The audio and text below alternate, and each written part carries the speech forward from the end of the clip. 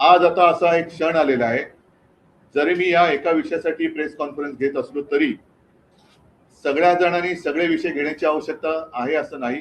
मात्र एखादा विषय जरूर असा असायला पाहिजे की त्याच्यावरती देशातल्या सर्व राजकीय पक्षांनी एकत्र यायला पाहिजे. मी अजूनही तिथे कोणी पक्षाचे झेंडे घेऊन जावे या मताचा नाहीये. कारण अभिजित दिपके हा युवक देशातल्या युवकांचा आवाज तिकडे उठवतोय आणि हे युवक जे आहेत हे सुशिक्षित आहेत. म्हणजे आज सकाळी मी ते सोशल मीडियावरती बघितलं, ते असेल तर भयानक आहे. कारण 20 तारखेला मला वाटतं त्यांनी मोर्चा आयोजित केलेला आहे आणि अभिजित दिपकेने असा एक दावा केलेला आहे की येत्या 20 तारखेच्या आत काही गुंड तिकडे सोडून हिंसाचार माजून हे आंदोलन उधळून लावण्याचा काही जणांचा प्रयत्न आहे. हे फार हिणकस आणि नीच वृत्तीचे लक्षण आहे. एकूणच सोनम वांगचुक आहेत, अभिजित दिपके आहे आणि सगळे जे काही युवक आहेत हे कोणासाठी लढत आहेत?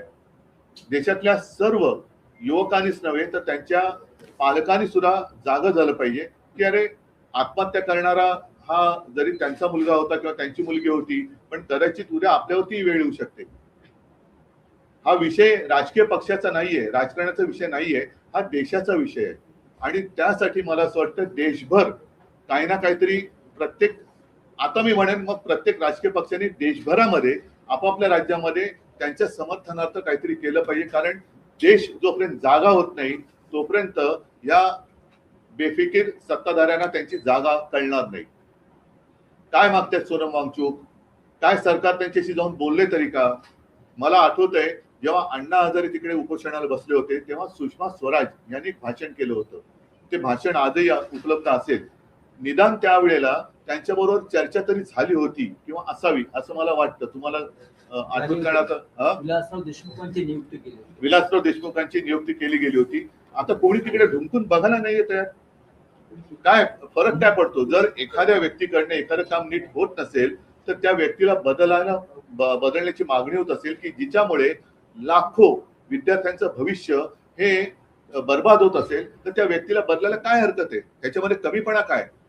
धर्मेंद्र प्रधानचा राजीनामा घेऊन तिकडे जर काय सक्षम व्यक्तीची नेमणूक केली गेली तर याच्यात कमीपणा मानण्याचं कारण काय?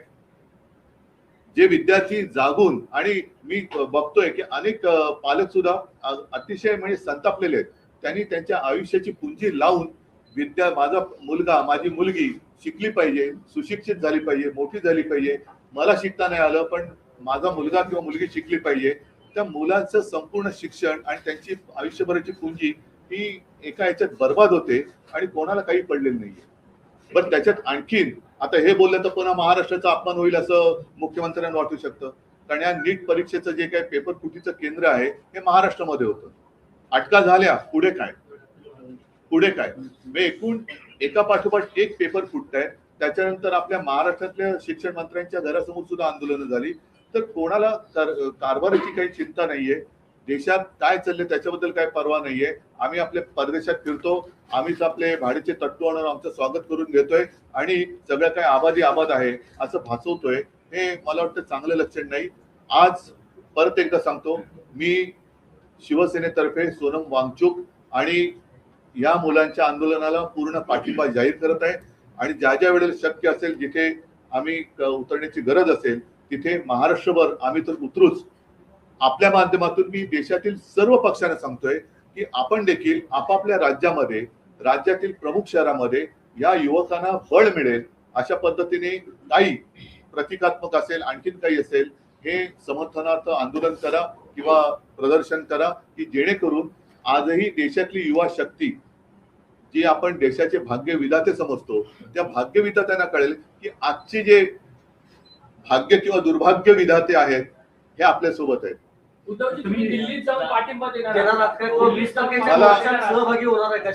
ऐका, मी 20 तारखेच्या मोर्चात सहभागी सगळ्यांनी व्हावं असं म्हणालेलं नाहीये. ज्यांना जायचंय, मला जायचं वाटलं तर मी जरूर जाईल, परंतु किमान मी जिथे आहे तिथे तरी मी काहीतरी करावं.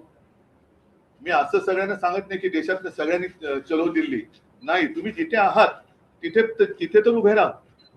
मी मुंबईत आहे, मी मुंबईत तर उभा राहिलो पाहिजे. मी पुण्यात आहे, पुण्यात राहिलो पाहिजे. मी चेन्नईत आहे, चेन्नईत राहा. बंगालमध्ये, कलकत्त्यात राहा.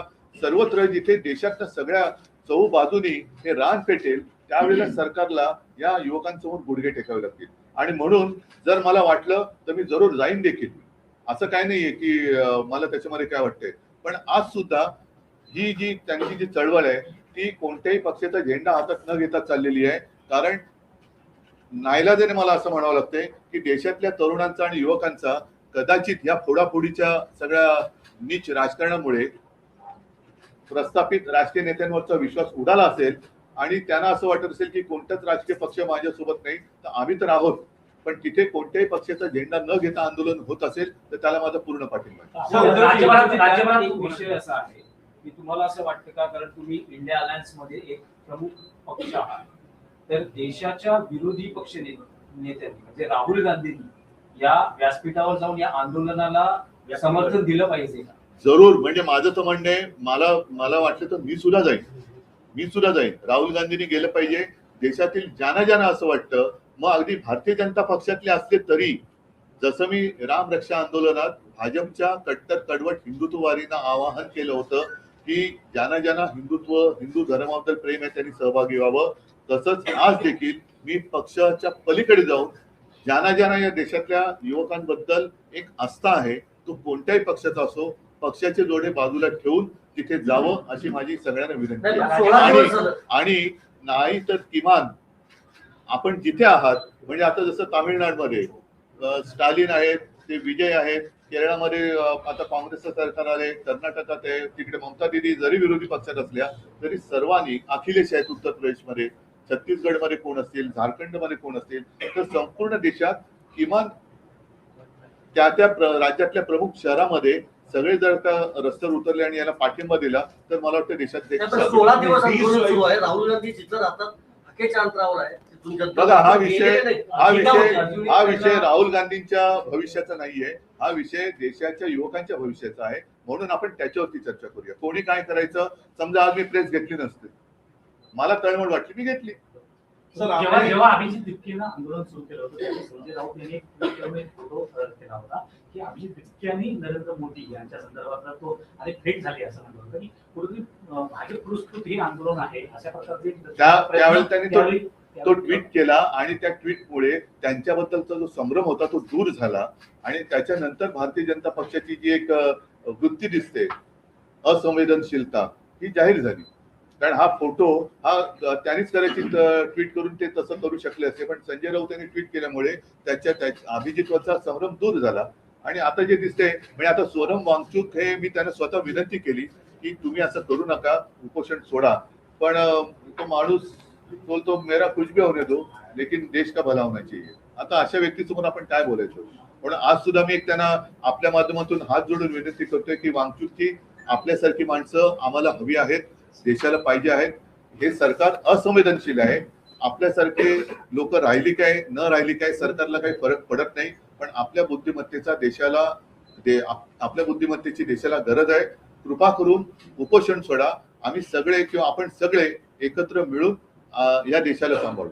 मागच्या काही वर्षांपासून एक पांडा पडतोय. शेतकऱ्यांचं आंदोलन असेल किंवा कुणाचंही आंदोलन असेल, महिनो ते चालत राहतं. परंतु सोनम वांगचूक यांचं आंदोलन हे आमरण उपोषण आहे आणि पुढे जाऊन असं काही बरोबर होऊ नये यासाठी तुम्ही विरोधी पक्ष म्हणून सरकारवरती, केंद्र सरकारवरती सुद्धा दबाव आणण्याचा प्रयत्न करणार आहात का? कोणाशी मी आता जे बोललो तर तेच आहे.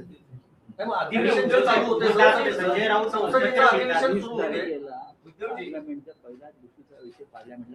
पार्लमेंट सुरू होतंय. 20 तारखेला आमचे खासदार तर या विषयावरती दणानून सोडतीलच, संसद दणानून सोडतील. त्यावेळेला राहुलजींना सुद्धा मी विनंती करतोय, सर्व पक्षाच्या खासदारांना सांगतोय, अगदी भारतीय जनता पक्षाच्या खासदारांना सांगतोय की तुमच्यात जर माणुसकीचा एखादा अंश शिल्लक असेल तर या आंदोलनात सहभागी व्हा. असं म्हटलं जातंय की प्रेस कॉन्फरन्स मध्ये 3 लोक नेहमी असायची, 2 खासदार तुमचे आणि ठीक आहे. आता मला असं वाटतं की हा विषय संपूर्ण